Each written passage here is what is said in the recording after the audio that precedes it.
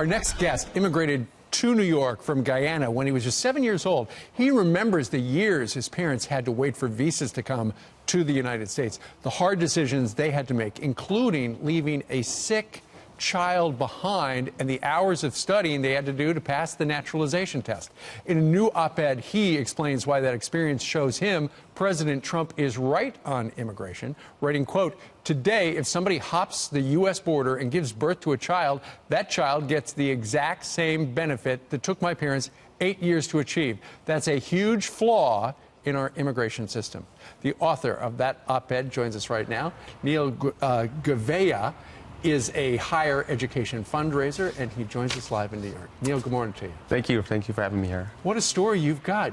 When you were a child, your parents decided we are going to take a risk. We are going to go to the United States. You had nothing, but they did it anyway, didn't they? Yeah, absolutely. America's a land of opportunities, and this is a place where we could create our own destiny, so it was definitely worth it. And when they came here from Guyana, they decided, you know what, rather than just melt into the landscape and hide, we're going to do it the right way. Absolutely. You follow the rules. There was no skipping the line. There was a lot of patience. Right. And so we just had to really take our time and let things unfold. But why did they decide we're going to follow the rules? We're going to sign the guest book. We're going to wait it out.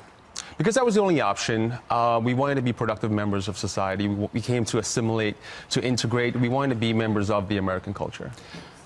And in the beginning, it was tough. I think I read that your father died when you were 9 years old. He was a cleaner, and he sold fruit, and he lived a tough life, but it was all to get you kids ahead. Well, it was actually my my little sister that eventually passed away, who we had to leave behind. Okay. And yeah, she initially wasn't able to come to the United States because there's a strict physical you have to go through to come to the United States. So initially she didn't pass, she didn't make it. So we had to make that journey to bring her back the legal way, you know, right, taking the proper steps. And so once she was here in the United States, she eventually passed away. But you know, it's still a journey we had to take. Absolutely. Tell us why you feel, as an immigrant who did it the right way, that the president is right on immigration.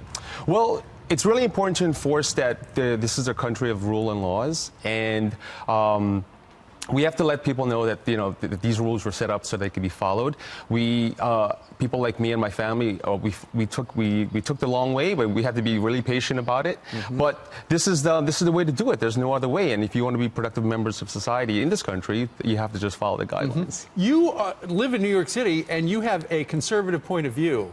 Where'd that come from? Well, this all happened in 2016 when I just started thinking for myself, looking through a different outlook, meeting other conservatives, and I realized that, you know, conservatives were now out to get me. They just had they don't want certain ideologies forced upon them. Right. And so through dialogue and exchange, I realized I actually have a lot in common with this group of people. Sure. You know, the U.S. Congress had a chance to do something in the past year on immigration reform. Obviously, you want more people to come to the United States legally, but right now the system's screwed up. Absolutely. I think what President Trump is suggesting is actually these are things that are already practiced in Australia and Canada. Merit-based immigration system where you invite people over who want to be part of, who want to be embrace our ways of life, our values, which are very important. In addition to having skills that fit the society. You're proud to be an American, I can tell. Absolutely. Hardcore. All right. Well, it's great to make your acquaintance, Neil Gouveia. We thank you very much for joining us live. All right. Thank you so much. Thank you, Neil. All right.